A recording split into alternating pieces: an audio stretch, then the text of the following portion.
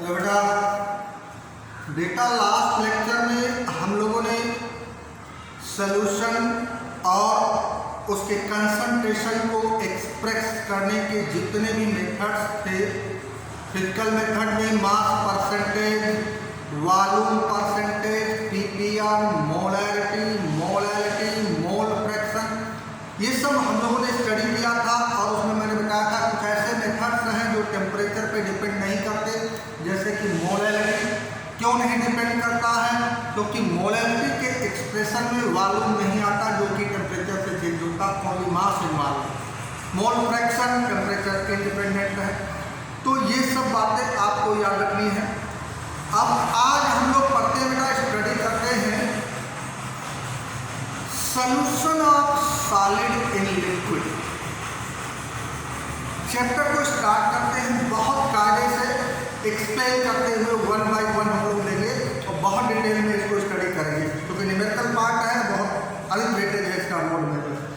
तो हम लोग स्टार्ट करते हैं बेटा solution of solid in liquid,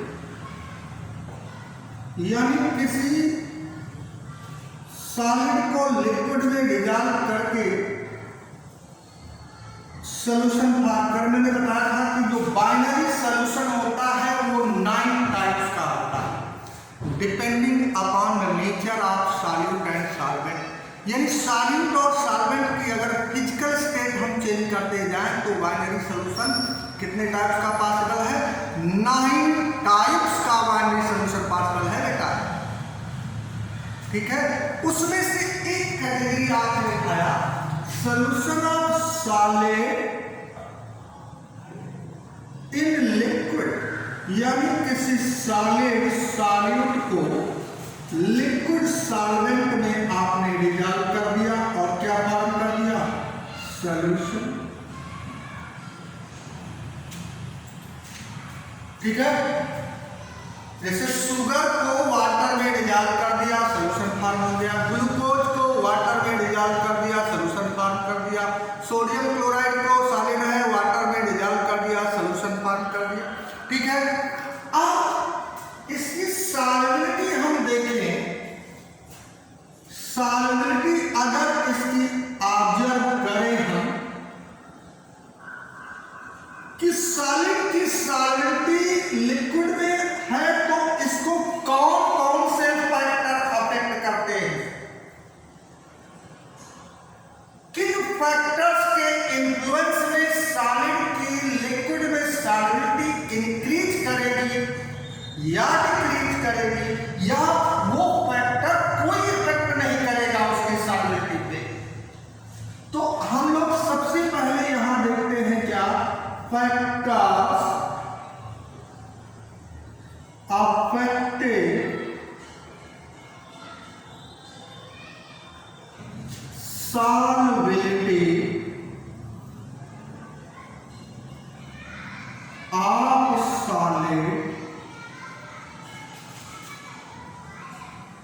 in liquid।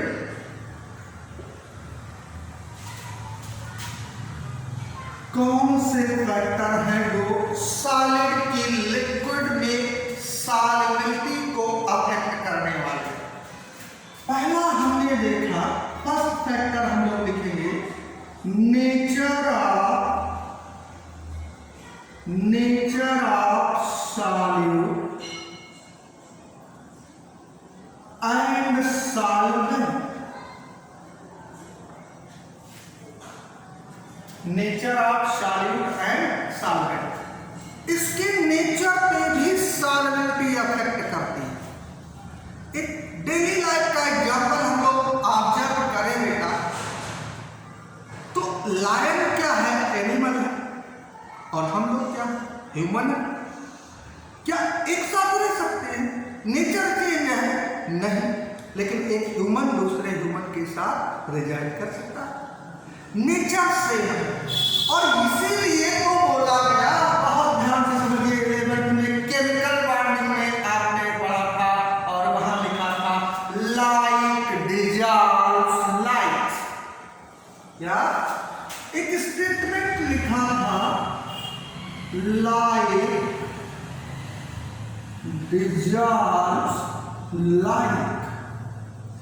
ये स्टेटमेंट जो था क्या बताता था कि अगर सेम नेचर के सॉल्यूट और सॉल्वेंट हैं तो वो डिजॉल्व हो जाएंगे, और अगर डिफरेंट नेचर के सॉल्यूट और सॉल्वेंट हैं तो वो डिजॉल्व नहीं होंगे।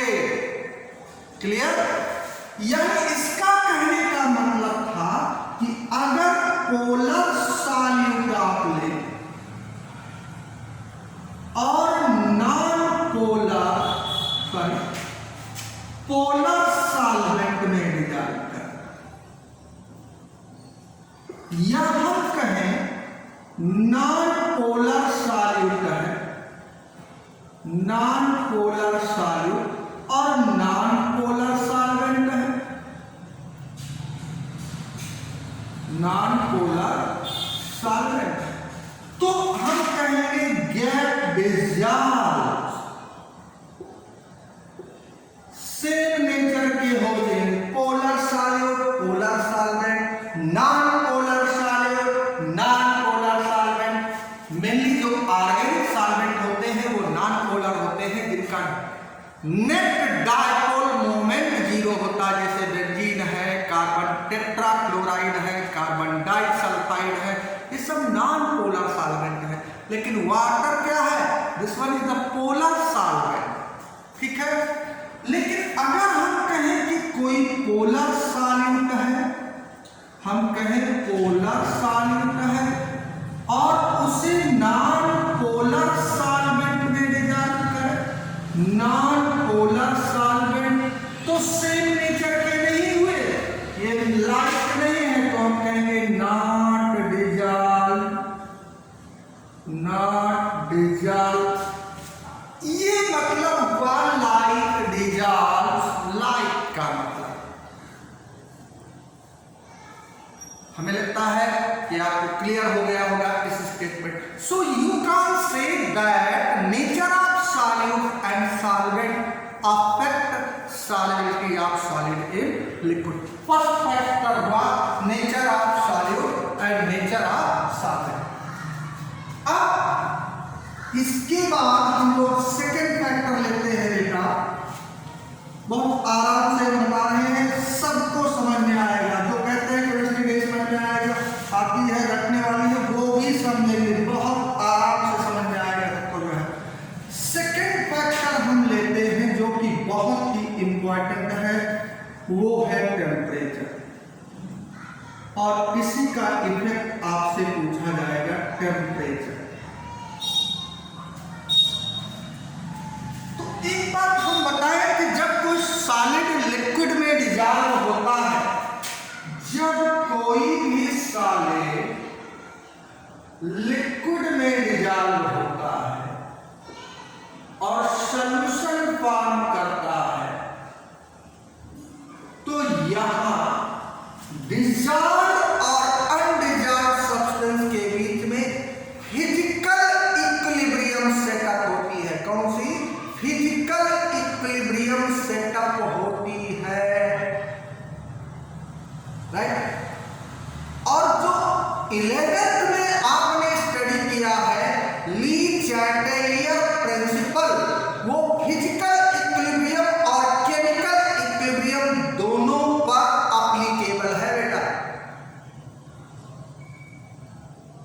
और उसमें टेम्परेचर का अफेक्ट इक्विलिब्रियम पे क्या बताया गया था, सीधा सा समझिए।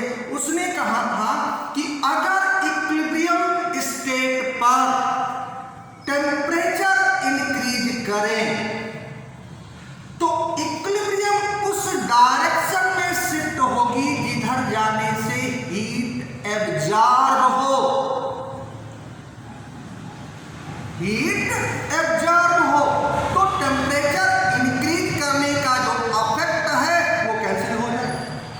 और कहा कि टेम्परेचर डिक्रीज करो तो इक्विलिब्रियम उस डायरेक्शन में शिफ्ट होगी जिधर जाने से हीट इवॉल्व हो, इवाल्व हो मीन्स एक्सोथर्मिक रिएक्शन होनी चाहिए, हीट एब्जॉर्ब हो मीन्स एंडोथर्मिक रिएक्शन होनी चाहिए। इक्विलिब्रियम शिफ्टेड, जैसे हम कहें इक्विलिब्रियम शिफ्टेड फॉरवर्ड, इसका मतलब क्या हुआ? इक्विलिब्रियम तो सिस्टम है, इक्विलिब्रियम नहीं शिफ्ट हो रही है, फॉरवर्ड प्रोसेस अकर करेगी, फॉरवर्ड रिएक्शन अकर करेगी जब वो कहेगा इक्विलिब्रियम शिफ्टेड। और फॉरवर्ड अकर करने का मतलब सॉलिड लिक्विड में डिसॉल्व होकर सॉल्यूशन में चेंज होगा। और जब हम कहेंगे इक्विलिब्रियम शिफ्टेड बैकवर्ड, इसका मतलब सॉल्यूशन से सॉलिड सेपरेट होगा, लिक्विड अलग हो जाएगा। ये मीनिंग है फॉरवर्ड और बैकवर्ड शिफ्ट करने की इक्विलिब्रियम की। उम्मीद करता हूं समझ में आ गया होगा। 11 का है, रिकैप किया है थोड़ा सा मैंने। लेकिन टेम्परेचर का इफेक्ट जानने से पहले हम लोगों को ये जानना होगा कि कोई भी रिवर्सिबल प्रोसेस एक्सोथर्मिक है या एंडोथर्मिक है। बहुत सिंपल, ध्यान से समझिएगा। ये A प्लस B गिवन है, C और D। अगर यहां हम डेल्टा H की वैल्यू निगेटिव में लेंगे, 200 kilo joule, 500 kilo joule negative sign के साथ दिया, इसका मतलब ये जो फॉरवर्ड प्रोसेस है ये एक्सोथर्मिक है और जो बैकवर्ड प्रोसेस है वो एंडोथर्मिक है। ध्यान से समझिएगा। लेकिन इसी रिएक्शन को अगर हम ऐसे लिख दें C प्लस D और यहां delta H equal to positive लगा दे, अब फॉरवर्ड प्रोसेस एंडोथर्मिक हुई, बैकवर्ड प्रोसेस एक्सोथर्मिक हुई। तो डेल्टा H निगेटिव हो रिवर्सिबल प्रोसेस के लिए तो forward exothermic, backward endothermic. Delta H positive हो तो फॉरवर्ड एंडोथर्मिक, बैकवर्ड एक्सोथर्मिक। ठीक है, तो सबसे पहले तो हम यही आइडेंटिफाई करेंगे कि कौन सी प्रोसेस उसमें एक्सोथर्मिक है या एंडोथर्मिक। अच्छा, बहुत सीधा सा एग्जांपल बताते हैं। गर्मी बहुत लगी है तो हमें कहां जाना चाहिए? जहां पे कोई लकड़ी जल रही हो, हीट इवॉल्व हो रही हो? नहीं, जहां एसी चल रही हो, जिससे हीट हमारी बॉडी की क्या हो जाए? एब्जॉर्ब। तो कहता टेम्परेचर इंक्रीज करोगे तो एक्सोथर्मिक की नहीं जाएगी क्योंकि हीट इवॉल्व हो रही है और मिलेगी, एंडोथर्मिक डायरेक्शन में शिफ्ट करेगी। और एंडोथर्मिक यहां क्या है? Backward direction. और टेम्परेचर डिक्रीज करोगे तो एक्सोथर्मिक की डायरेक्शन में शिफ्ट करेगी रिएक्शन, जिसमें फॉरवर्ड और इसमें बैकवर्ड। ये ली चैटेलियर प्रिंसिपल ने बताया। अब हम कहेंगे इसमें दो पॉइंट हम बताएंगे आपको। हम कहेंगे अच्छा, जब हम सॉलिड को लिक्विड में डिसॉल्व करके सॉल्यूशन बनाते हैं तो वो सॉलिड स्लोली लिक्विड में डिसॉल्व होकर सॉल्यूशन में चेंज होता है, स्लोली डिसॉल्व होता है। और इस प्रोसेस को बोलते हैं dissolution of solid in liquid, यानी धीरे धीरे डिसॉल्व होने की जो प्रोसेस है उसे हम डिसोल्यूशन ऑफ सॉलिड के नाम से जानते हैं। ठीक है बेटा, तो हम कहेंगे dissolution of solid is exothermic. Exothermic means कहेगा डेल्टा H क्या है? निगेटिव। और डेल्टा H निगेटिव का मतलब छुपा के लिखेगा डेल्टा H लेस देन 0 है, मींस निगेटिव है। Then on increasing temperature solubility of solid in liquid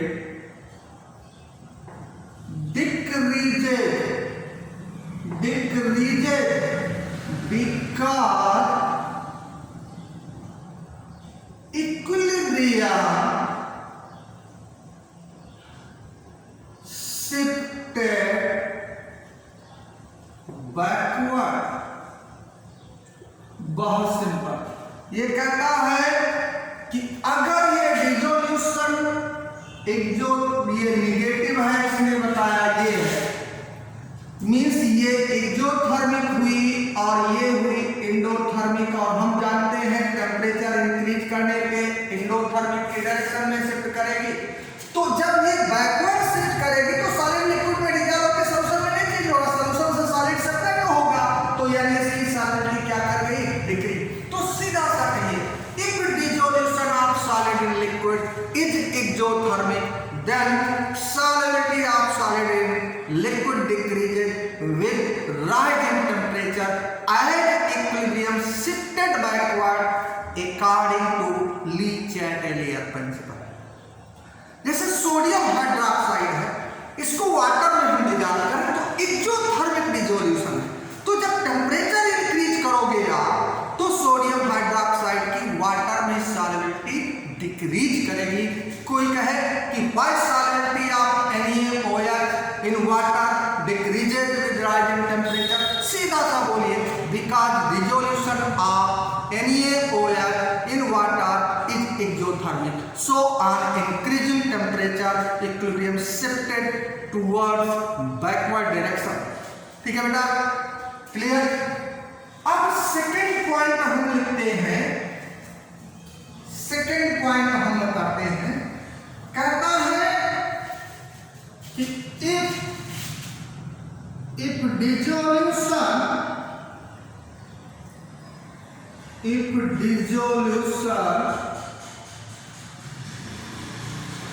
of solid in liquid is endothermic, endothermic dissolution means delta H greater than 0 है, means greater than 0। इसके वाले में delta H क्या था, इससे पहले वाले में लेस देन 0। अब डेल्टा H क्या हो गया, ग्रेटर देन 0 हो गया, यानी पॉजिटिव हो गया। Then solubility decreases with rise in temperature। क्यों? क्योंकि जब सॉलिड को लिक्विड में डिसॉल्व किया और सॉल्यूशन फॉर्म किया, फिजिकल इक्विलिब्रियम आई, और यहाँ पे हमने बताया कि डेल्टा H क्या है, डेल्टा H पॉजिटिव है। पॉजिटिव है मीन्स फॉरवर्ड एंडोथर्मिक है और बैकवर्ड कैसी है, एक्सोथर्मिक।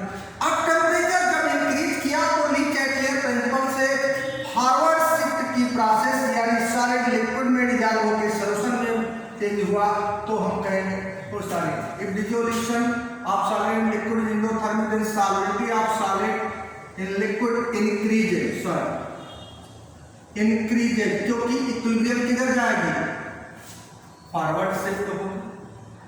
हमें लगता है क्लियर हो गया होगा।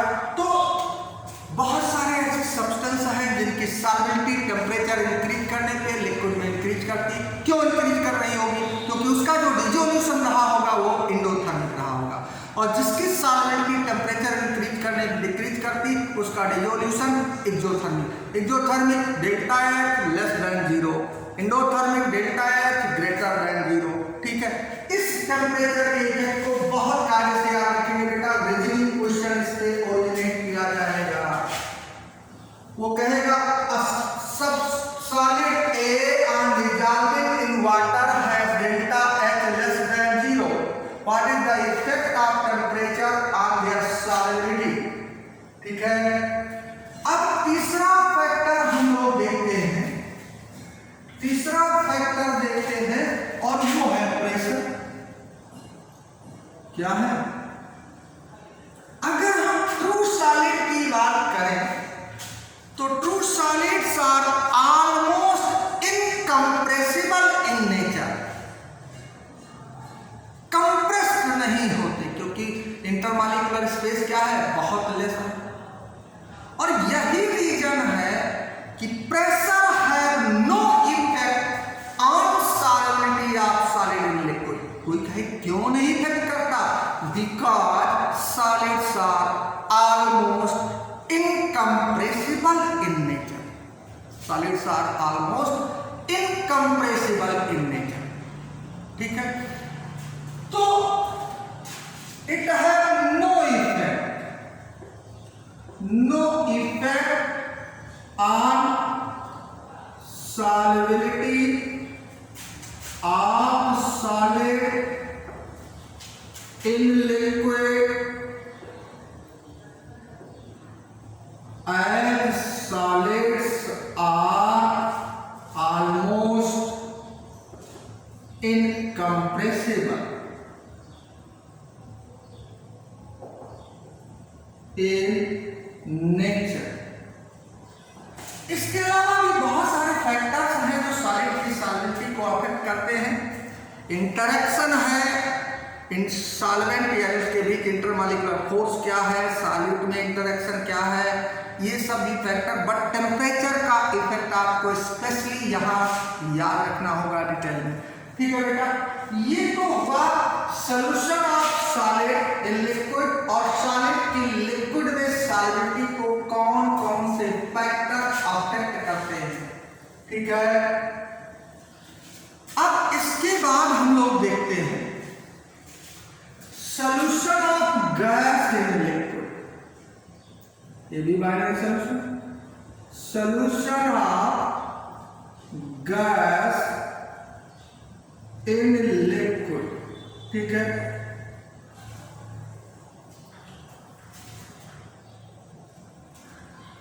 सोल्यूशन ऑफ गैस है लिक्विड, यानी जब आप किसी गैस को लिक्विड में डिजॉल्व करते हैं और सोल्यूशन फॉर्म करते हैं तो यहाँ पे भी फिजिकल इक्विलिब्रियम एस्टेब्लिश होती है और इसके लिए डेल्टा एच ऑलवेज नेगेटिव यानी डेल्टा एच लेस देन 0 होता है। और हम कहेंगे यहाँ पे कहेंगे एक बात कहेंगे, हम कहेंगे dissolution of gas in liquid is always exothermic, always exothermic होगा। यानी गैस लिक्विड में डिजॉल्व होकर सोल्यूशन में चेंज होगी तो वो प्रोसेस हमेशा एक्सोथर्मिक होगी। तो बैकवर्ड चलेंगे तो कैसी हो जाएगी? एंडोथर्मिक। हम जो लिखते हैं वो फॉरवर्ड के लिए लिखते हैं, हम कहते हैं exothermic means forward process reversible and distributed. So dissolution of gas in liquid is always exothermic। कैसे है? exothermic। तो अगर हम कहें effect of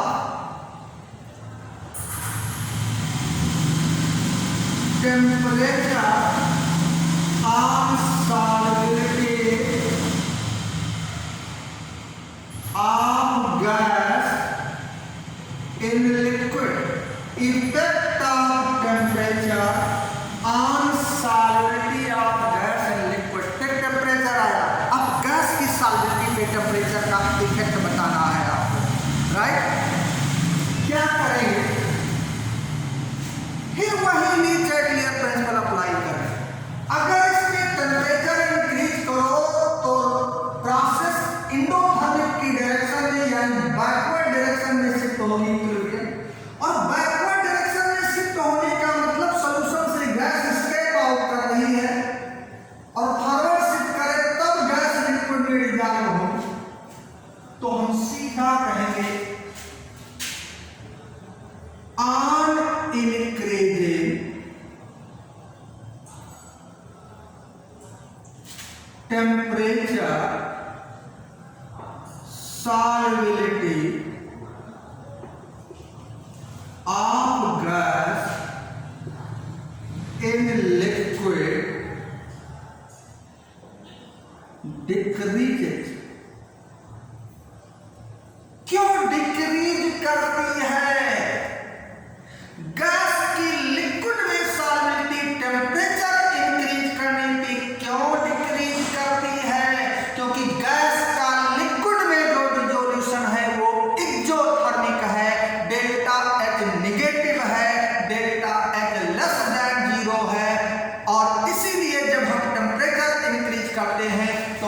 equilibrium Lee Chatelier principal से बैकवर्ड डायरेक्शन में शिफ्ट कर जाती है। तो हम लिखेंगे डिक्रीजेज, रीजन क्या लिखोगे, because dissolution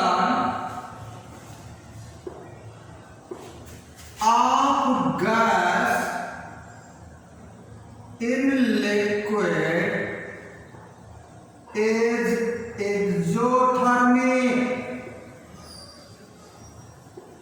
Exothermic means delta H less than 0, so that equilibrium shifted backward on increasing temperature। बहुत रीजन याद करिए, why solubility of gas and liquid decreases with increasing temperature, because dissolution of gas and liquid is exothermic, so on increasing temperature equilibrium shifted backward according to Lee Chatelier principal. तो ये temperature का effect हुआ आगे चल के, तभी तो हम कहते हैं अगर हॉट वाटर हो तो उसमें ऑक्सीजन कम डिस्चार्ज होगी, कोल्ड वाटर हो तो उसमें ऑक्सीजन अधिक डिस्चार्ज होगी। आगे चल के हम लोग पढ़ेंगे हेनरीज लॉ के एप्लीकेशन में। अच्छा,